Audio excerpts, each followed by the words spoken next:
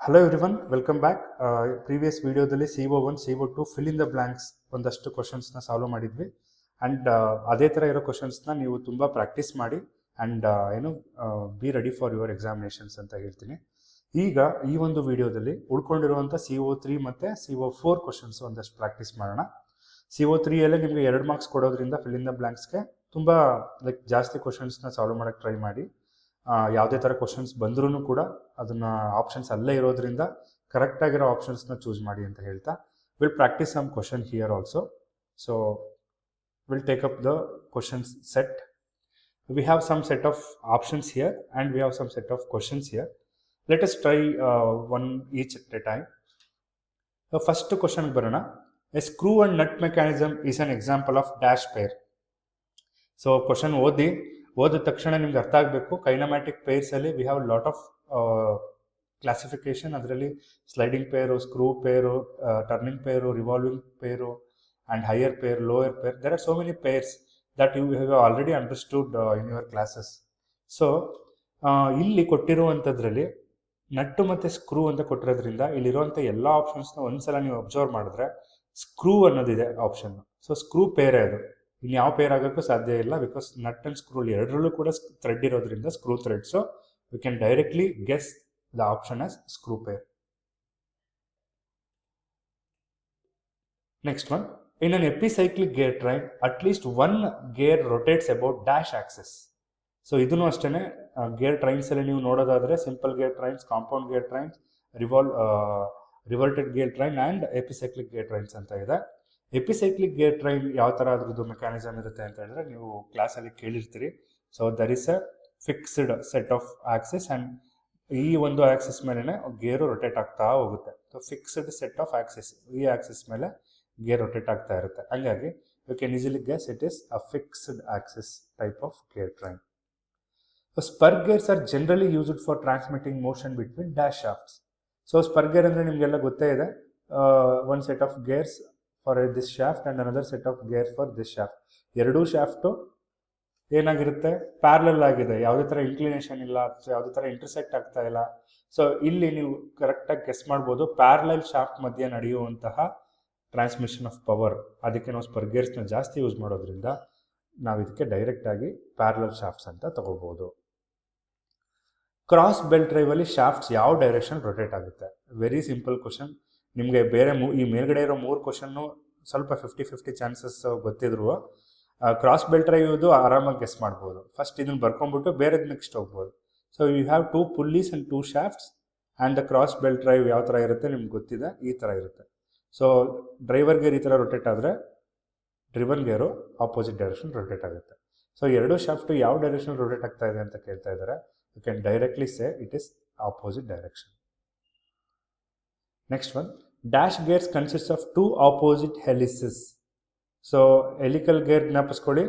ಅಲ್ಲಿ ಯಾಕೆ 2 ಗೇರ್ ನೋಡಿ, ಹೆಲಿಕಲ್ ಗೇರಲ್ಲಿ ಯಾವ ಥರ ಇರುತ್ತೆ ಅಂತ ಹೇಳಿದ್ರೆ there are 2 set of gears. So ಒಂದು ಸೆಟ್ ಆಫ್ ಈ ಥರ ಇನ್ಕ್ಲೈಂಡ್ ಆಗುತ್ತೆ, ಅನದರ್ ಸೆಟ್ ಈ ಥರ ಇನ್ಕ್ಲೈಂಡ್ ಆಗಿರುತ್ತೆ. ಅಂದರೆ ಒಂದೇ ಏನು ಶಾಫ್ಟ್ ಅಥವಾ ಏನು ಅದ್ರದ್ದು ಪುಲ್ಲಿ ಅಥವಾ ಏನಂತ ಕರಿತೀವಿ, ಅದ್ರ ಮೇಲ್ಗಡೆ ಯಾವ ಥರ ಗೇರ್ ಕಟ್ಟಾಗಿರುತ್ತೆ ಅಂತ ಹೇಳಿದ್ರೆ ಈ ಥರ ಇನ್ಕ್ಲೈನ್ ಶೇಪಲ್ಲಿ ಕಟ್ಟಾಗಿರುತ್ತೆ. ಯಾಕೆ ಈ ಥರ ಮಾಡಿರ್ತಾರೆ ಅಂತ ಹೇಳಿದ್ರೆ ಆಕ್ಸಿಯಲ್ ಥ್ರಸ್ಟ್ನ ಅದು ತಡೀಲಿ ಅಂತ. ಹಂಗಾಗಿ ಸೊ ಇಲ್ಲಿ ನಿಮಗೆ ಹೆರಿಂಗ್ ಬೋನ್ ಗೇರ್ಸ್ ಅಂತಲೂ ಕರೀತಾರೆ ಅಥವಾ ಡಬಲ್ ಹೆಲಿಕಲ್ ಗೇರ್ಸ್ ಅಂತಲೂ ಕರೀತಾರೆ. So hearing bone gears is the correct option for this question. The dash is A 4-bar linkage used to copy or scale movements in control devices. ಇದು ಕೂಡ easy, ಡೈರೆಕ್ಟಾಗಿ guess ಮಾಡ್ಬೋದು. Pantograph use ಮಾಡಿಕೊಂಡು ನಾವು smaller ಡ್ರಾಯಿಂಗ್ನ bigger drawings convert ಮಾಡ್ಬೋದು, bigger ಡ್ರಾಯಿಂಗ್ಸ್ನ smaller drawing ಆಗಿ scale down ಮಾಡ್ಬೋದು. ಹಂಗಾಗಿ so pantograph is a correct option for this. The method of obtaining different mechanisms by fixing different links in a kinematic chain. ಅದಕ್ಕೆ ಏನಂತ ಕರಿತೀವಿ? We have 2 option. So ಇಲ್ಲಿ ನಿಮಗೆ confuse ಆಗ್ಬೋದು, ಅದಕ್ಕೆ ಇನ್ವರ್ಷನ್ ಅಂತ ಕರಿತೀವ, ಲಿಂಕ್ ಅಂತ ಕರಿತೀವ. ಲಿಂಕ್ ಅನ್ನೋದು ವೆರಿ ಬೇಸಿಕ್ ಡೆಫಿನಿಷನ್ನು. ಮೋಷನ್ ಟ್ರಾನ್ಸ್ಮಿಟ್ ಮಾಡೋದಕ್ಕೆ ಮೆಷಿನ್ ಒಳಗಡೆ ನಡೆಯುವಂತಹ ಕೆಲವೊಂದು ಏನು ಸಣ್ಣ ಸಣ್ಣ ಭಾಗಗಳು ಅಥವಾ ಪಾರ್ಟ್ಸ್ಗೆ ಲಿಂಕ್ ಅಂತ ಕರಿತೀವಿ. ಇನ್ವರ್ಷನ್ ಅಂದರೆ it is a complete ಕೈನಮ್ಯಾಟಿಕ್ chain kind of thing. It's a set of all the links ಅಥವಾ ಪೇರ್ಸ್ ಅಂತಲೇ ಹೇಳ್ಬೋದು. ಹಾಗಾಗಿ ಇಲ್ಲಿ ಡಿಫರೆಂಟ್ ಮೆಕ್ಯಾನಿಸಮ್ ಬಗ್ಗೆ ಮಾತಾಡ್ತಿರೋದ್ರಿಂದ, ಚೈನ್ ಬಗ್ಗೆ ಮಾತಾಡ್ತಿರೋದ್ರಿಂದ link is not the correct definition for this. So inversion is the correct option for this. ಆಮೇಲೆ ಲಿಂಕ್ ಅನ್ನೋದು ಇಲ್ಲಿ ಎಕ್ಸ್ಟ್ರಾ ಕ್ವಶನ್ ಆಗಿ ಬಂತು, ಎಕ್ಸ್ಟ್ರಾ ಆಪ್ಷನ್ ಆಗಿ ಬಂತು. Next set of question in the same CO, we have another 7 questions. The imaginary circle that rolls without slipping when 2 gears mesh. ಎರಡು ಗೇರ್ಗಳು mesh ಆದಾಗ ಅಲ್ಲಿ ಯಾವುದೋ ಒಂದು ಸರ್ಕಲ್ಗೆ ಎರಡು ಕೂಡ ಮೆಸ್ ಆಗುತ್ತೆ. ಆ ಸರ್ಕಲ್ಗೆ ಏನಂತ ಕರಿತೀವಿ? You can easily directly say jockey circle, higher circle. ನೀವು ನೋಡ್ಬೋದು ಇಲ್ಲಿರೋಂಥ ಯಾವುದು ಚೂಸ್ ಆಗಲ್ಲ. ಆ್ಯಂಡ್ ನೀವು ಅಬ್ಸರ್ವ್ ಮಾಡಿದರೆ ನಾಮನ್ ಕ್ಲೇಚರ್ ಆಫ್ ಗೇರಲ್ಲಿ ಪಿಚ್ ಸರ್ಕಲ್ ಅಂತ ಒಂದು ಟರ್ಮ್ ಬಂದಿತ್ತು. ಪಿಚ್ ಸರ್ಕಲ್ ಡಯಾಮೀಟರ್, PCD ಅಂತೆಲ್ಲ ಕರೀತಾ ಇದ್ವಲ್ಲ. ಸೊ ಇಲ್ಲಿ ಪಿಚ್ ಸರ್ಕಲ್ ಅನ್ನೋದು correct option. This is very important concept. Cam and follower mechanism ಯಾವ ಪೇರ್? ಸೊ ಹೈಯರ್ ಪೇರ್ ಅಂತ ಓದಿದ್ರೆ ನೀವು ಆರಾಮಾಗಿ ಗೆಸ್ ಮಾಡಿ ಚೂಸ್ ಮಾಡ್ಬೋದು. It is an example of higher pair. Piston and cylinder is dash constrain motion. There are 3 constrain motion, remember. ಅದರಲ್ಲಿ ಮೊದಲನೇ constrain motion completely constrain, second one is incompletely constrain, third one is successfully constrain. So ಇಲ್ಲಿ ನಿಮಗೆ completely constrain question ಬಂದಿರ್ಬೋದು, next ಇನ್ಕಂಪ್ಲೀಟ್ಲಿ ಬರ್ಬೋದು, successfully ಬರ್ಬೋದು. So ಹಂಗಾಗಿ ನೀವು ಆಪ್ಷನ್ಸ್ಗಳನ್ನ, basic ಡೆಫಿನೇಷನ್ಸ್ನ ಕರೆಕ್ಟಾಗಿ ಓದ್ಕೊಂಡಿದ್ರೆ you can easily guess the correct option. So ಯಾಕೆ piston and cylinder completely constrain motion ಅಂತ ಹೇಳಿದ್ರೆ ಅದು ಓನ್ಲಿ ಒನ್ ಡೈರೆಕ್ಷನಲ್ಲಿ ಮೂವ್ಮೆಂಟ್ ಆಗುತ್ತೆ, 2-3 ಡೈರೆಕ್ಷನಲ್ಲಿ ಮೂವ್ಮೆಂಟ್ ಆಗೋದಿಲ್ಲ. ಕ್ರ್ಯಾಂಕ್ ಅಂಡ್ ಸ್ಲಾಟೆಡ್ ಲಿವರ್ನ ಯಾವ ಮೆಷಿನಲ್ಲಿ ಹಾಕಿರ್ತಾರೆ? ಸೊ ಶೇಪಿಂಗ್ ಮಿಷಿನಲ್ಲಿ ಹಾಕಿರ್ತಾರೆ ಅಥವಾ ಇನ್ಯಾವುದಾರ ಮಿಷಿನ್ ಇದೆಯಾ ಅಲ್ಲಿ ಸರ್ಚ್ ಮಾಡಿ. There are no machines here. You can directly say shaper ಅಥವಾ ಶೇಪಿಂಗ್ ಮಿಷಿನ್. ಸ್ಲಿಪ್ಪು ಆಗೋದ್ರಿಂದ ಬೆಲ್ಟ್ ಡ್ರೈವಲ್ಲಿ ವೆಲಾಸಿಟಿ ರೇಷಿಯೋ ಏನಾಗುತ್ತೆ ಅಂತ ಕೇಳ್ತಾ ಇದ್ದಾರೆ. Is it increases, is it decreases? ನೋಡಿ ಇದೇ ಟ್ವಿಸ್ಟ್ ಇರೋದು ನಿಮಗೆ. ಸುಮಾರು ಜನ ಇನ್ಕ್ರೀಸಸ್ ಆಗ್ತಾರೆ, ಕೆಲವು ಜನ ಡಿಕ್ರೀಸಸ್ ಆಗ್ತಾರೆ. ನೀವು ಕರೆಕ್ಟಾಗಿ ಓದ್ಕೊಂಡಿದ್ರೆ ಮಾತ್ರ ಇವೆರಡರಲ್ಲಿ ಯಾವ್ದು ಕರೆಕ್ಟ್ ಅಂತ ಚೂಸ್ ಮಾಡ್ಬೋದು. ಸೊ ಸ್ಲಿಪ್ ಆಗೋದ್ರಿಂದ ನಿಮಗೆ velocity ratio obviously velocity ratio ಜಾಸ್ತಿ ಇರಬೇಕು. ಯಾಕೆಂದರೆ ನೀವು ಮೋಟರ್ ಶಾಫ್ಟಿಂದ ಪವರ್ನ ಕೊಡ್ತಾ ಇದ್ದೀರಾ ಮೆಷಿನ್ ಶಾಫ್ಟ್ಗೆ, ಹಾಗಾಗಿ ನೀವು ಎಷ್ಟು ಪವರ್ ಕೊಡ್ತಿದ್ದೀರೋ ಅಷ್ಟು ಯುಟಿಲೈಸ್ ಆಗಬೇಕು. ವೆಲಾಸಿಟಿ ರೇಷಿಯೋ ಫುಲ್ ಹೈ ಬರಬೇಕು. ಆದರೆ ಬೆಲ್ಟು ಸ್ಲಿಪ್ ಆಗೋದ್ರಿಂದ ಕರೆಕ್ಟಾಗಿ ಪವರ್ ಟ್ರಾನ್ಸ್ಮಿಷನ್ ಆಗದೇ ಇರೋದ್ರಿಂದ ವೆಲಾಸಿಟಿ ರೇಷಿಯೋ ಕಡಿಮೆ ಆಗುತ್ತೆ. ಸೊ ಡಿಕ್ರೀಸ್ ಆಗುತ್ತೆ, not increases. So velocity ratio ಕಡಿಮೆ, ಸ್ಲಿಪ್ ಆದಾಗಲೂ ಆಗುತ್ತೆ, ಕ್ರೀಪ್ ಆದಾಗಲೂ ಆಗುತ್ತೆ. ಹಾಗಾಗಿ decreases is the correct option.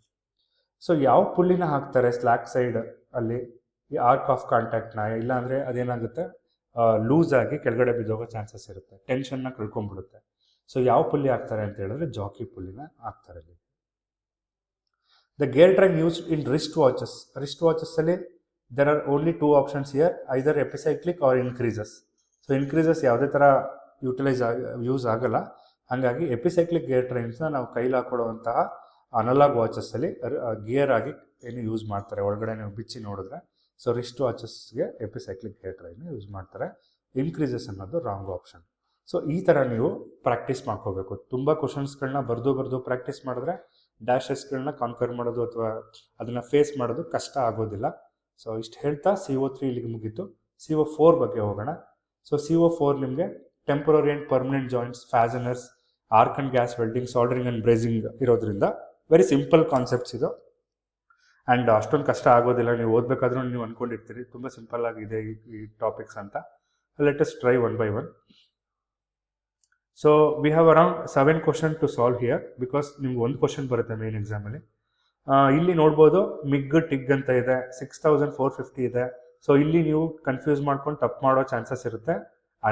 Unlike and otherwise ನೀವು ಓದಿದ್ರೆ ಯಾವುದೇ ಥರ ತಪ್ಪು ಆಗೋದಿಲ್ಲ. So let us see the arc welding process using A non consumable electrode. ಯಾವ ಆರ್ಕ್ ವೆಲ್ಡಿಂಗ್ ಪ್ರೋಸೆಸ್ಸಲ್ಲಿ ನಾನ್ ಕನ್ಸ್ಯೂಮಬಲ್ ಎಲೆಕ್ಟ್ರೋಡ್ನ ಯೂಸ್ ಮಾಡ್ತಾರೆ? ಸೊ ಕೆಲವೊಬ್ರು ಮಿಗ್ ಹಾಕ್ತಾರೆ, ಕೆಲವೊಬ್ರು ಟಿಗ್ ಹಾಕ್ತಾರೆ. ಓದಿಲ್ಲದೆ ಇರೋರು ಯಾವ್ದು ಹಾಕ್ತೀರಿ? ಡೈರೆಕ್ಟಾಗಿ ಇದು ಫುಲ್ ಫಾರ್ಮ್ ಹೇಳಿದ್ರೆ ಸಾಕು, ಗೊತ್ತಾಗ್ಬಿಡುತ್ತೆ. MIG ವೆಲ್ಡಿಂಗ್ ಅಂದರೆ ಮೆಟಲ್ ಇನರ್ಟ್ ಗ್ಯಾಸ್ ವೆಲ್ಡಿಂಗ್. ಅಲ್ಲಿ ಯೂಸ್ ಮಾಡುವಂಥದ್ದು ರೋಲರ್ ಸಮೇತ ಬರುವಂತಹ ವೈರ್ ಎಲೆಕ್ಟ್ರೋಡು. ಅದು ಖರ್ಚಾಗ್ತಾ ಇರುತ್ತೆ, ಅಂದರೆ ಮೆಲ್ಟ್ ಆಗ್ತಾ ಇರುತ್ತೆ. ಮೆಲ್ಟಾಗಿ ಪಾರ್ಟ್ ಆಫ್ ವೆಲ್ಡ್ ಆಗಿ ಕನ್ವರ್ಟ್ ಆಗುತ್ತೆ. ಇಲ್ಲಿ ನಾನ್ ಕನ್ಸ್ಯೂಮಬಲ್ ಅಂದರೆ ಖರ್ಚು ಆಗದೇ ಇರೋವಂಥ ಎಲೆಕ್ಟ್ರೋಡು ಯಾವುದು? Tungsten inert gas, TIG. ಅಂದರೆ ಇಲ್ಲಿ ಟಂಗ್ಸ್ಟನ್ ಅಂತ ಅವರೇ ಕೊಟ್ಟಿರೋದ್ರಿಂದ ವೆರಿ ಸಿಂಪಲ್. ನೀವು ಇದ್ರದ್ದು ಫುಲ್ ಫಾರ್ಮ್ ಕಲ್ತ್ಕೊಂಡಿದ್ರೆ you can easily guess and write down the correct option. Mild ಸ್ಟೀಲ್ನ ವೆಲ್ಡ್ ಮಾಡೋದಕ್ಕೆ ಯಾವ ಫ್ಲೇಮ್ ಯೂಸ್ ಮಾಡ್ತಾರೆ? So there are 3 flames. Neutral ಏನು, ಆಕ್ಸಿಜನ್ ಮತ್ತು ಅಸಿಟಲಿನ್ ಎರಡು ಈಕ್ವಲ್ ಪ್ರಮಾಣದಲ್ಲಿದ್ದಾಗ ನ್ಯೂಟ್ರಲ್ಲು, ಮತ್ತು ನೆಕ್ಸ್ಟ್ ಫ್ಲೇಮ್ ಯಾವುದು, ಕಾರ್ಬರೈಸಿಂಗ್ ಫ್ಲೇಮು ಮತ್ತು ಆಕ್ಸಿಡೈಸಿಂಗ್ ಫ್ಲೇಮು. ಸೊ ಆಕ್ಸಿಡೈಸಿಂಗ್ ಫ್ಲೇಮನ್ನು ಜಾಸ್ತಿ ಯೂಸ್ ಮಾಡಲ್ಲ ಮೈಸ್ಟಲ್ಲಿ ಯೂಸ್ ಮಾಡೋದಕ್ಕೆ, ಕಾರ್ಬರೈಸಿಂಗ್ ಫ್ಲೇಮ್ನು ಕೂಡ ಜಾಸ್ತಿ ಯೂಸ್ ಮಾಡೋದಿಲ್ಲ. ಹಾಗಾಗಿ neutral flame is the correct option for this. So ಸಾಲ್ಡರಿಂಗಲ್ಲಿ ಫಿಲ್ಲರ್ ಮೆಟೀರಿಯಲ್ ನಾವು ಅದರದ್ದು ಮೆಲ್ಟಿಂಗ್ ಪಾಯಿಂಟು ಎಷ್ಟು ಇರಬೇಕು ಅನ್ನೋ question. So filler material soldering ಮಾಡಬೇಕಾದ್ರೆ 450ಗಿಂತ ಕಡಿಮೆ ಇರಬೇಕು. ನೀವು ಅಬ್ಸರ್ವ್ ಮಾಡಿರ್ಬೋದು 6000 ಅನ್ನೋದೆಲ್ಲ ಆರ್ಕ್ ವೆಲ್ಡಿಂಗಲ್ಲಿ ಬರುವಂಥದ್ದು, ಅದೇ ಥರ 3200 ಡಿಗ್ರಿ ಸೆಂಟಿಗ್ರೇಡ್ ಎಲ್ಲ ಗ್ಯಾಸ್ ವೆಲ್ಡಿಂಗಲ್ಲಿ ಬರುವಂಥದ್ದು. ಸೊ 450 to 900 ಸಾಲ್ಡ್ರಿಂಗ್ ಆ್ಯಂಡ್ ಬ್ರೇಸಿಂಗಲ್ಲಿ ಬರುವಂಥ ಟೆಂಪ್ರೇಚರ್ ಮೆಲ್ಟಿಂಗ್ ಪಾಯಿಂಟ್ಸ್. ಸೊ ಹಂಗಾಗಿ ಸಾಲ್ಡ್ರಿಂಗ್ ಪ್ರೋಸೆಸ್ ಮಾಡಬೇಕಾದ್ರೆ ನಿಮಗೆ ಮೆಲ್ಟಿಂಗ್ ಪಾಯಿಂಟು 450ಕ್ಕಿಂತ ಕಡಿಮೆ ಇರಬೇಕು. ಅದಕ್ಕೆ ನಾವು ಎಲೆಕ್ಟ್ರಾನಿಕ್ಸ್ ಡಿವೈಸಸ್ನ ಮೆಲ್ಟ್ ಮಾಡೋದಕ್ಕೆ ಅಥವಾ ಜಾಯಿನ್ ಮಾಡೋದಕ್ಕೆ ಸಾಲ್ಡ್ರಿಂಗ್ ಪ್ರೋಸೆಸ್ನ ಯೂಸ್ ಮಾಡ್ತೀವಿ. ನೀವೇನಾದ್ರೆ 6000 ಅಂತ ಇಲ್ಲಿಗೆ ಹಾಕಿದ್ರೆ ದ ಆಪ್ಷನ್ ಇಸ್ ರಾಂಗ್ ಆಗುತ್ತೆ. ಸೊ ಅದನ್ನೇ ನಾನು ಹೇಳಿದ್ದು, ಕರೆಕ್ಟಾಗಿರೋ ಟೆಂಪ್ರೇಚರ್ಸ್ಗಳನ್ನ ಎಲ್ಲೆಲ್ಲಿ ಯಾವ್ಯಾವ ಟೆಂಪ್ರೇಚರ್ಸ್ನ ಬರುತ್ತೆ ಅನ್ನೋದನ್ನು ತಿಳ್ಕೊಂಡಿದ್ರೆ ಈಸಿಯಾಗಿ ಗೆಸ್ ಮಾಡ್ಬೋದು. ಆರ್ಕ್ ವೆಲ್ಡಿಂಗಲ್ಲಿ ಎಲೆಕ್ಟ್ರಿಕ್ ಆರ್ಕ್ದು ಟೆಂಪ್ರೇಚರ್ ಎಷ್ಟಿರ್ಬೋದು ಅಂದರೆ, arc welding is highest temperature ಬರುವಂಥದ್ದು ಎಲೆಕ್ಟ್ರಿಕ್ ಆರ್ಕ್ಗಿಂತ. ಹಾಗಾಗಿ 6000 ಒಂದೇ ಆಪ್ಷನ್ ಇರೋದಿಲ್ಲ, 6000 ಅಂತ ಬರೀಬೋದು. ಯಾವ ಬೋಲ್ಟನ್ನು ಲಿಫ್ಟಿಂಗ್ ಮತ್ತು ಹಾಸ್ಟಿಂಗ್ ಅಪ್ಲಿಕೇಶನ್, ತೂಕ ಎತ್ತೋದಕ್ಕೆ ಅಥವಾ ಏನೋ ಒಂದು ದೊಡ್ಡ ವಸ್ತು ಭಾರವಾಗಿರೋ ವಸ್ತುನ ಎತ್ತೋದಕ್ಕೆ ಅಥವಾ ಲಿಫ್ಟ್ಗಳಲ್ಲಿ ನಾವು ನೋಡ್ತೀವಿ, ಯಾವ ಥರ ಬೋಲ್ಟನ್ನು ನೋಡ್ತೀವಿ. So it is I bolt. So it is looking like this. So I bolt ಯಾವ ಥರ ಇರುತ್ತೆ ನೀವು ನೋಡ್ಬೋದು. ಸೊ ಈ ಥರ ಇರುತ್ತೆ, ಇಲ್ಲಿ ನಿಮಗೆ ಲೋಡ್ನ ಹಾಕ್ತಾರೆ. ಸೊ ಐ ಬೋಲ್ಟನ್ನ ನಾವಲ್ಲಿ ನೋಡಬಹುದು. ಯಾವ ಜಾಯ್ನಿಂಗ್ ಪ್ರೋಸೆಸ್ ಈಸಿ ಅಸೆಂಬ್ಲಿ ಮತ್ತು ಡಿಸ್ಅಸೆಂಬ್ಲಿ ಆಗುತ್ತೆ ವಿತೌಟ್ ಡ್ಯಾಮೇಜ್? ಸೊ ಟೆಂಪ್ರರಿ ಜಾಯಿಂಟಾ ಪರ್ಮನೆಂಟ್ ಜಾಯಿಂಟಾ? You can easily guess it is temporary joint. ಉಳ್ಕೊಂಡಿರೋದು 1G ಡೆಸಿಗ್ನೇಷನ್ನು.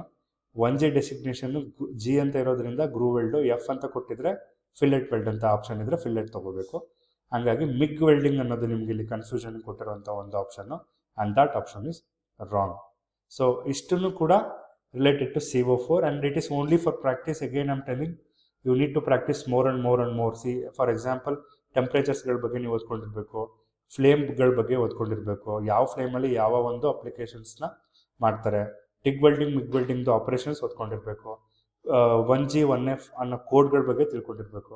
So we can frame n number of questions here, but it is only for practice so that you can study on your own to get good understanding of the topics as well as to score good marks ಅಂತ ಹೇಳ್ತಾ, ಇಷ್ಟೊತ್ತು ನಂದು ವಿಡಿಯೋನ ಕೇಳಿದ್ದಕ್ಕೆ ಎಲ್ರಿಗೂ thank you ಹೇಳ್ತಾ, ನಿಮ್ಗೇನಾದರೂ doubts ಇದ್ದರೆ you can leave a comment and you can share to your friends also. Thank you so much.